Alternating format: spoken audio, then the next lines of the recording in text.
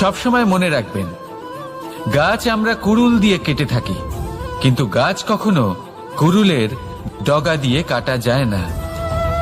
বরং এই যে হাতলটা আছে, তাতে যে শক্তি লুকিয়ে রয়েছে, এই শক্তির দ্বারা গাছ কাটা হয়। এবার বলুন, এই যে হাতল, এ কি দিয়ে তৈরি হয়? স্বয়ং গাছের দ্বারাই। এর থেকে আপনি কি শিক্ষা পেলেন? যদি কেউ আপনজন হন, যে আপনার কোনো দরকারে লাগছেন, সেই কারণে তাকে নিজের থেকে দূরে করবেন না। যদি তার সাহায্যের প্রয়োজন হয়, তাহলে তাকে সাহায্য করুন। যদি তার সঙ্গের প্রয়োজন হয়, তাহলে তাকে সঙ্গ দিন। নিঃস্বার্থভাবে আপনজনদের বিকাশের পথে নিয়ে যান। নিজের স্বার্থ অনুসারে আপনজনদের নিজের জীবনে রাখবেন না। আসুন আর আমার সাথে ভালোবেসে বলুন, রাধা।